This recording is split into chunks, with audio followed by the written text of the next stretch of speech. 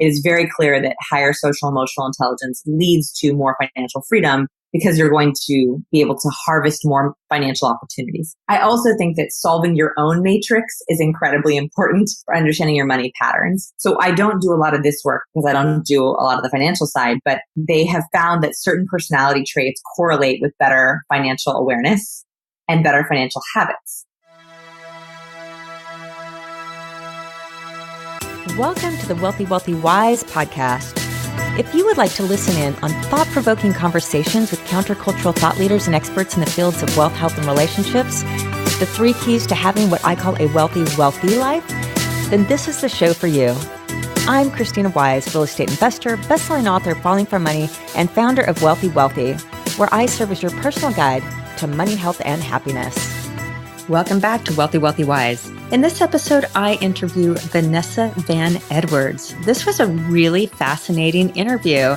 Vanessa is a best-selling author, and she is a behavioral investigator. If you've ever watched the show, one of my favorites actually, the show Lie to Me, then you'll get her work and how amazing it really is to be able to decode people. Vanessa speaks and writes about cracking the code of human behavior for better relationships, more success, and a better life. We talk about charisma, we talk about networking, we talk about how to use people skills to make more money, and so on and so forth. You will love her. She has so much charisma herself, and she will captivate you. And that's the name of her book, Captivate. I hope you enjoy. Vanessa, it is so much fun to be here with you today. Thank you for being on the program. Oh, thanks for having me. I can't wait to chat. So you're 9 months pregnant. I am. I got a really big bump. The camera's right below the bump. Well, congrats. Are you ready? I mean, I think I'm as ready as you can be. It's one of those things where I feel like I'm about to enter the biggest adventure of my life, but I don't really know what to bring, who to talk to, or what to do. So it's going to be exciting. I'm excited for the roller coaster. Which is an adventure, right? That you don't quite know what's coming, right? Even with your best plans and anticipations. I feel like I've run businesses before. So like I like that kind of thrill, the element of adventure. So I'm just going to ride it. Awesome. I love it. Well, you're glowing. So now, where are you? I'm in Portland, Oregon. Portland, Oregon. Very nice. And I'm in Austin, Texas. Oh, we're like sister kindred cities, actually. We are.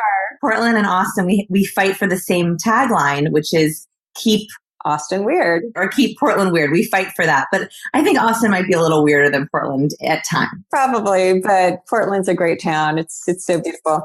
All right. Well, thank you for being here. I'm so excited for this conversation. And we could stay on the line for a long time. So to get to some of the things I'm most interested in is first, just tell a little bit of background about yourself, because everybody listening in, this will probably be their first introduction to you. Introduce yourself. Yeah. So I have a very weird background. I run a human behavior research lab. It's called The Science of People. So I'm a behavioral investigator, and my whole goal is to figure out what makes people tick. So we get to run experiments. I get to ask people invasively personal questions for my own amusement, trying to understand what makes people tick, how they work, and then how we can optimize it. So that's kind of the science side of my job. The reason what got me into the science is I like to joke that I'm a recovering awkward person. And that is that I did not understand naturally how people worked. I never, when I was younger, my parents would say, oh, just get along, be yourself. Be friendly, be outgoing. And I didn't realize it at the time, but I'm actually an ambivert. So I'm not quite an extrovert and I'm not quite an introvert, which means that sometimes that worked for me, certain camps, maybe certain classes, but other times I just felt totally overwhelmed by people, by the relationships, by the interactions. And so when I reached my career, I realized there was so few resources out there that were based in science. Like soft skills was sort of this fuzzy idea. People were like, yeah, you be outgoing, but there wasn't any concrete, tangible skills. And I was like, if I can create frameworks for people, for personality, relationships, reading facial expressions, lie detection, that would give people like me, fellow recovering awkward people, a way to deal with people that is understandable and digestible. So that's what I do. Well, I love it. And I think your work can be helpful to so many people, especially those of us who I say would identify ourselves as more of an introvert. I know for myself, like I'm more of an introvert and I like being alone and doing my creative work.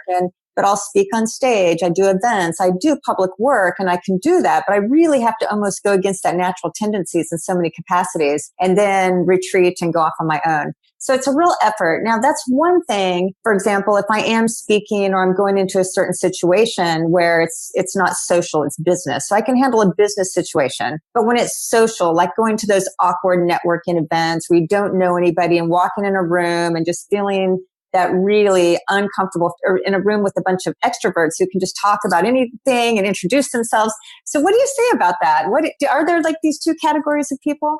Yeah, actually, you said something really interesting. You said going against my natural tendencies. And so I think that for a long time in the traditional people skills landscape, that was what people said. In fact, fake it till you make it was sort of a phrase for, many, many years. That phrase never resonated with me because I don't know about you, but I find going against my natural tendencies, while I can do it sometimes, it is far more exhausting.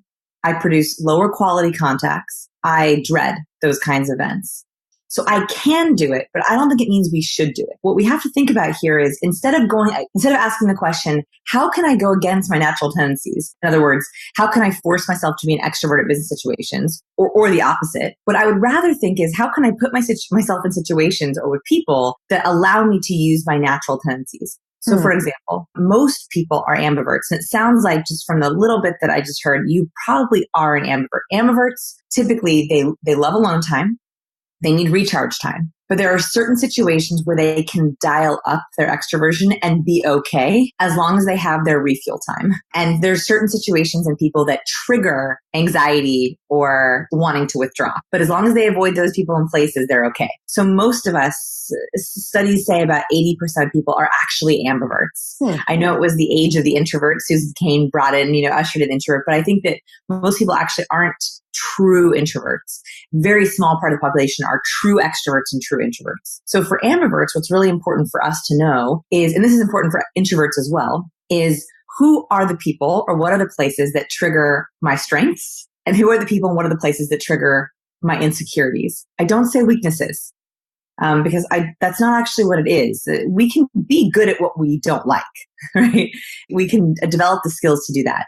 But there are certain people and places that bring out our insecurities. For example, my way of connecting with people, I like to talk about charisma a lot in my work. And charisma, I think, comes in lots of different flavors. We used to think it was sort of the booming presidential personality, but actually there's the quiet charismatic person, there's the contemplative charismatic person. So my brand of charisma, which we talk a lot about with my students, I ask them to identify their brand of charisma. Mine is very deep one-to-one conversations. That's when I come alive. I can ask really good questions. I can get to know someone. Like this is my jam, right? Like us talking right now, I know I have to kind of put aside that like we're being recorded, but just us chatting and talking, I love it.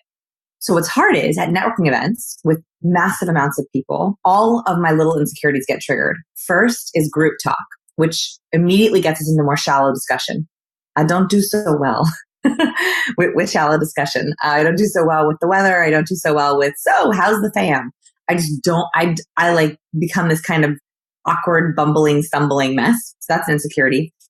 Second is loud, really loud places. For some reason, I don't know if it's the way I hear or something, I just cannot hear. I cannot, like if it's really loud, I can't make eye contact. I have a really hard time focusing. So I have two choices. One is I could avoid networking events for the rest of my life. That's an option. And if you're lower on the ambiversion scale, like if you think of extroversion like a scale, if you're lower, closer to introvert, that might be an option for you. That's just it's not going to work for you. Whereas I thought, okay, how can I leverage my strengths here? How can I avoid the things that I don't like? As opposed to just faking it till I make it and showing up to a networking event and pretending to be an extrovert, and like forcing myself to be good at group conversations. What I've found is the way that I can get by a networking event is either showing up really early or really late. And the reason for this is because time-wise, if you show up really early, it's usually quieter. You usually get the overachievers. I love overachievers. And people who are on time. You get first pick of the food, which that's really why we go. I mean, come on. Goes without saying, right. Like there's no line at the bar, right? Like you kind of get situated and you can usually find, this is the second thing, your nook, like your little area that works for you. I do this at barbecues. I do this at parties. I do this at networking events. That little quiet corner I'm like I can find that quiet cocktail table, that quiet corner, that quiet hallway. By doing that, I've been able to, it's okay. I can do it. I know that I'm going to be there for the first hour or the last hour. As soon as I get there, I find my zone, like the little dead spot where there's like not a whole echoous, a huge cavern. And that works. Like I can do that. I can have really nice one-on-one conversations. And I've had amazing connections because I will literally say to someone very transparently, hey, do you want to kind of escape into that little corner? It looks really quiet over there. And the right person will be like, oh, yes, great. And we kind of have our own little thing. So I give that as an example to think about for everyone listening, what's worked for you in the past. If you think about the events you've gone to, the parties, the dates, the meetings, what are the ones that were like, wow, that was so good. I really enjoyed myself there. Why? Was it locale? Was it the person? Was it your mood? Was it the time of day? Like, for example, I am real bad in the morning. I'm actually a morning person. But like when you add makeup and heels and everything, breakfast meetings, not my jam. I am just not there yet. So I don't do like breakfast meetings or breakfast morning events or creative mornings. That's just not me. Whereas maybe you're really alive in the morning. You don't even open your email list. So think about what are the patterns you could try to replicate again and again and again. That's, I think, finding your strengths. That is actually really great coaching. And it's so funny. I'm the exact same way is that, and who would think charisma as being one-to-one, deep conversation? Because charisma is like this outgoing, boisterous, almost loud and using their hands. And, that's where I think of charismatic. And you're right. Some people come to mind that I would associate with that word. So I really like what you did there. It's like, we all have our charisma. It's just like, find what yours is. And it's like, oh yeah, if I have that, it would come out in these types of conversations. Just the passion can go back and forth. And, right. I try to broaden the definition of charisma because truly the definition is quite broad. Think about what your default is. And by the way, it could be different for certain people listening. They could think, oh no, charisma is a great storyteller, or charisma is a comedian, or charisma, whatever that, charisma is the smartest person I know. So think about what your kind of default is and then think about like why. I think that sometimes if we look at the why, it could be like, that was our dad. It could be like, that was the teacher that changed our world. That's great. Like it's great to know the source of why you have an assumption. But then to begin to challenge that assumption. So let's say, for example, that in your mind, charisma is the smartest person in the room. Smart, right? So really impressive, fact bombing, knowledge drops, super, really, really high competence. And you think about who was that? Who did I know who was like that? And okay, your third grade teacher. That teacher was finally the teacher that allowed that was your teaching style and taught you how to read. You were really behind. That teacher saved you. And I'm sharing this story because actually it's one of my students' stories. She is one who identified this pattern for herself. And she said that the reason for her whole life, this impressive knowledge was charismatic is because this teacher truly changed her. First of all, wonderful to identify that pattern. But the problem is that she would then go into know-it-all during meetings and networking events and in friendships and relationships. So her idea of charismatic was like, fact checking and knowledge and know it all. And I've read this and I've seen this and I've heard this. And I'm sure you are like, that person. And it's like, oh, it's not super charismatic, right? To everyone. To her, it was. But to other people, they were like, they couldn't connect with her because she's stuck in her cerebral intellectual place. Mm-hmm. So for her, she was able to identify, okay, that's not the definition of charismatic or the only definition, that actually being more emotional, being more personable, not showcasing or showing off my knowledge, that's actually not the way that people want to connect with me. And so identifying your why could also help figure out maybe untangling, giving you more options. Yeah. And I really like it. Like everybody has their charisma. So what is yours? And give your own definition to it. That's really great coaching. And then I love the idea too of find your nook. I'm like you, I cannot hear in loud rooms. And it's so annoying because people are talking and I can't hear what they're saying and talk about awkward. And anyway, so it's something so simple is really great advice. Some people walk into a room and just make this killer impression, where everybody more or less turns their heads. I mean, can people acquire that skill or that ability, or are just some people gifted with they walk in and everybody pays attention? Yeah, so I'm fascinated by this. I'm fascinated by really impactful, memorable first impressions, mostly because I never had one, right? Like I was always, I would look at the popular kids in the cafeteria and be like, wow, have that glow. They're just magical. And so when I got older and I started my lab, we have a huge database of studies on interpersonal behavior. And we started to catalog these studies on first impressions, memorability, but really contagion. So I actually answer this question in kind of a different way, in that emotions have been found to be very contagious. This is a really important concept in terms of behavior, because oftentimes we think our emotions can be contained, right? Not only inside of our body, but definitely socially, right? So like, if you don't access your emotions very well, you're like, oh, I contain my emotions in my head, right? I can kind of package them up and never let them out, right? So we try to contain them within ourselves. That's the first thing. And the second thing is we think, oh, I'm going to keep my emotions under wraps socially. Fine, I'm raging with anxiety or anger or sadness or whatever, but I'm not going to let that show to the world. I'm not going to let my kids know. I'm not going to let my spouse know. I'm not going to let my friends know. Actually, what studies find is we're bad at both, really bad at both. We like to think we're good at both. We're very bad at both. So we're very bad, one, at containing our emotions, either in parts of our bodies or compartmentalizing our emotions. We're very bad at that. Second is we are also very bad at not showcasing our emotion to others. And we do this totally subconsciously. So they did a really interesting study where they took participants and they tested them on their charisma. So they have a big charisma scale they use in academia, and they found that they got a group of participants that were highly charismatic and a group of participants that were low on the charisma scale. They split them up into groups, and they put people into a room together, and they told them to just stand there for 20 seconds and look at each other. No talking, no interacting, no touching. They found that the highly charismatic people infected the low charismatic people with whatever their mood was. So if the highly charismatic people were having a great day that day, they could walk into a room, silently stand next to someone, and infect that person with their good mood. Whereas if they were having a really bad day, they could walk into that room and infect that person with that bad mood. Now, that study is incredible, first of all, but it also opened up a huge can of wormy questions, right? How do we judge charisma? How is emotion contagious? How did they do it? What do the low charismatic people think? Did they realize it was happening? So now the studies have begun sort of from that. But what we know is that when you walk into a room, your emotion is broadcasting whether you realize it or not.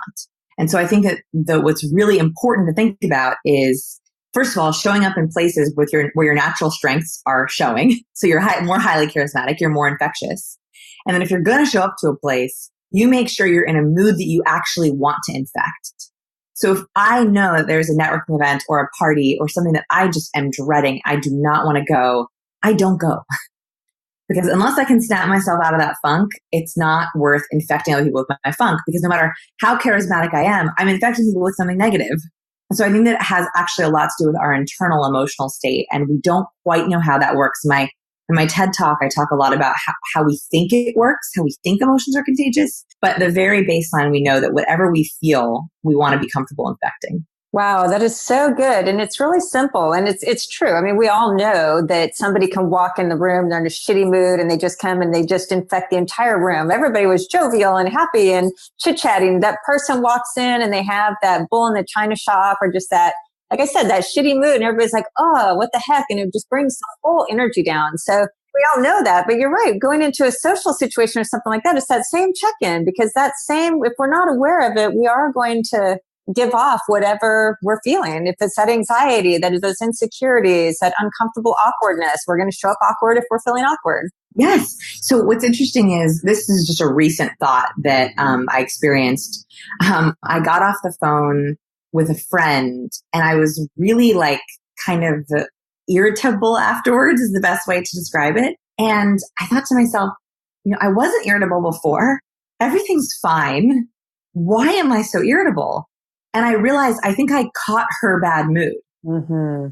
She was having her own stuff and it was fine, but I caught her, what she was trying to keep under wraps. I got it. I caught it anyway, even over the phone. I think. I don't know. I think. And so it also brings up the question, which is a much larger question, which I think about a lot, which is toxic people, difficult people, boundaries, highly infectious people in your life. Like, I think that there are certain people that are just trigger people in our lives, and they might not be very charismatic, but they're very triggering for us. Like siblings, I find, can be very triggering just because of the history. Even if they're not, quote unquote, highly charismatic, they just can infect you more. And so I think I'm trying in my life, especially I think it's because I'm pregnant, so I'm more aware of protecting my little one. Kind of, I get like very mom bear with my emotions now, because now my emotions are her emotions. And so thinking very carefully about like, how do you feel when you get off the phone with someone? You know, how do you feel when you leave a friend that you've known for a long time? Is it different? Is it the same? And how do you think you make how do you think you make people feel when you leave? It's just a different way of thinking about our relationships. And I think it's worth giving a little bit of time to, especially if you're struggling as an ambivert. Sometimes the people can be the reason why you're feeling awkward. It's so true. We've all heard that too, that moods are contagious, but I've thought about that more in a metaphorical sense versus a literal sense. And you're right that it is almost that you can get the flu or cold from somebody just by being in the same room in that environment, and they're sneezing over you. Well, they're sneezing their bad mood on you. So maybe that same type of thing applies. I mean, it would make sense, but I've never thought about it that way. We're getting better and better at the studies and actually trying to measure it. And the studies are really, really promising. Again, I shared a couple in my TED Talk, but there's even more coming out that I'll be working on in the future to try to get this idea out there. And so we know it's true. The question is, are we paying attention to it? So are we actually making steps to get rid of the toxic people? And then second, how are we showing up? Right? Are we going to show up and infect people well? Or are we decided that we're going to spew our germs over everyone, our social germs on everyone? Yeah, that's so good. All right. Well, I have so many questions. So understanding people, and you've really turned this into a science and just observing people, conversations. You have all your data and your interpretations of that data, but can you chunk people? Like, have you figured out the code or formula for understanding people, let's say? And if so, what to do with that information? Yeah. So I call it the matrix. I'm very linear thinker. So for all my creatives listening, you might not love this, but for all my list lovers and my alphabetizers, my detail people, hopefully you'll like this. I like to think of people, obviously people are very creative. It's hard to define them, right? I don't want to label people.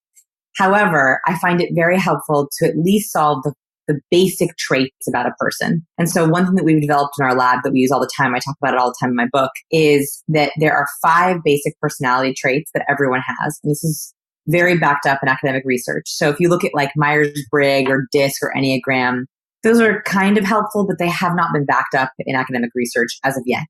Only personality science that's really backed up is called OCEAN, or Big 5. So it's openness, conscientiousness, extroversion, agreeableness, and eroticism. These are very, very standard traits across genders, cultures, races, ages. And I've found that if you can solve someone's 5, you not only have a much deeper understanding of who they are, you're also better able to predict their behavior. So I have a matrix for every person in my life. And it's been a game changer with not only my romantic and personal relationships with my husband, but also with my professional relationships in terms of prediction.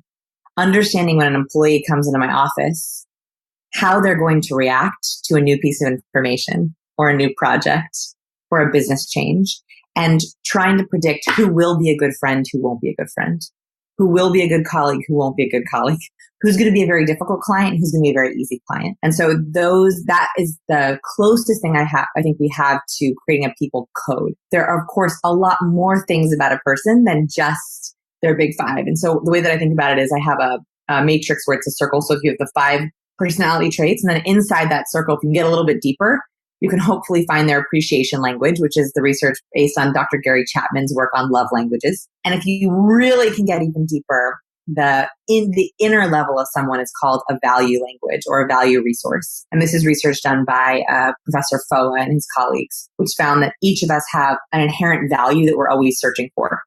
And so if you can figure out what someone's value is that they're always hunting for, kind of like a video game, that also really helps you understand them on a deeper level. So those are kind of the 3 different levels. And I only have complete matrices for probably 25 people in my life, because it takes quite a while to really, truly get to know someone. Yeah, but again, just such a good point that really the quality of our life and how much joy we get out of life really is based on the quality of our relationships. To your point that we don't have a lot of toxic relationships, hopefully, but really deep, meaningful, close relationships. But how do we create those? Of course, we want to feel this way from others, but the way we create it is to hit those value points, to know the love languages, to know the big five, the ocean. And the more we learn about others, the more they'll feel loved and appreciated. And then, there's reciprocity of that. So this people code thing, is there anything more important to actually try to decode? What's also really important about it is how you decode it. So I am very, very transparent about this with people in my life. So there's two ways to go about this code. One is secretly filling out a matrix for everyone in your life, which you could do, which you could totally do as a personal exercise. I much prefer actually making it really transparent that you're trying to figure this out about people. Because one, what an amazing compliment to give someone that you care about them so much that you want to figure out how their personality works, their love language, their appreciation language, their value resource. That I think is the greatest compliment you can give someone else. And then second, if you get them on board with you, they'll self-explore. So the hardest things about a matrix is I can't just say to you, so how open are you? What's your value resource? What's your appreciation language? Sometimes you can tell me accurately, but sometimes we think we're being accurate, but we're actually giving an idealized version of ourselves. The reason why I think I only have 25 complete matrices because a couple of them are kind of in flux, right? I meet with someone and I chat with them and they're friends, have been friends for a long time. And I learn about them through the good days, the bad days. I watch them go through something in their life. They watch me go through something in my life. And so I am as transparent as possible. That is why I publish it. I literally published my findings on my friends with their permission so that I could say, we all have to do this together. And we all have to be willing to update our matrices and changes. And it might not be always the prettiest thing, but just even going through it is such a gift.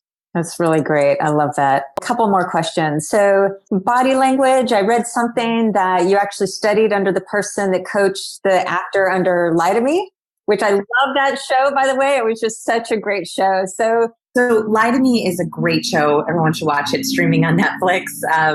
And so it's actually based on a real life man. His name is Dr. Paul Ekman. The whole show is based on him. He was also a consultant for the show. And so I got my certification from him. And he's an incredible researcher on nonverbal and lie detection. So I highly recommend watching the show Lie to Me if you want to kind of get an idea of what we do, of where the world of body language can take you. That will open up your eyes tremendously. If just three different things that are pretty obvious with body language? I'd say one, being aware of it. So watching the show and understand there's this whole depth and breadth of body language that we're totally unaware that happens. Second is research has found that we send over 800 signals in just 30 minutes. So it's also constantly happening back and forth. We're constantly reading each other. And that third, there is this idea of when I talked about emotions being contagious, this mirroring back and forth is part of that 800 signals. Is that you don't just have your body language by yourself. There's also this constant bounce back that's happening. And if it doesn't happen, it means that you're not mirroring as much and you're not as contagious. Very interesting aspects to it. It's a really deep and robust science. One of my favorites. I can geek out on it. I bet. All right, two more quick questions. So this question is, I'm in the money business, and so I'm a wealth and money coach. And so how do you apply this to money? Do you think that the people code has any part to do with money? Very much. Well, first of all, we love to tie people skills to income. So one of the biggest things we talk about is the studies that show that higher emotional and social intelligence leads to higher income.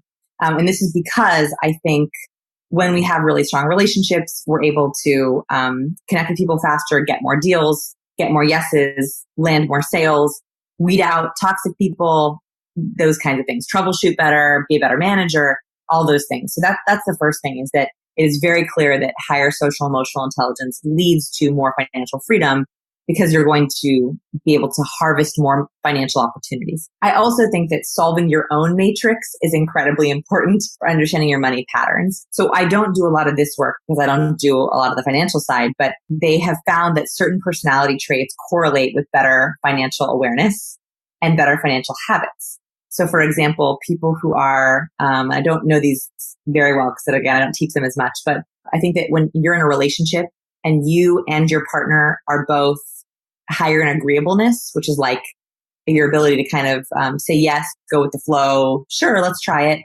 You're more likely to have higher debt and worse financial habits. So there's a lot on how you play in a couple, your internal, how you work. And so I think that I'd be very curious if you were to look at the matrix to see if that ties any of your money patterns personally or what you've seen with your clients. I would be fascinated by that. Absolutely. All right. So one more question, because I know you're stressed for time.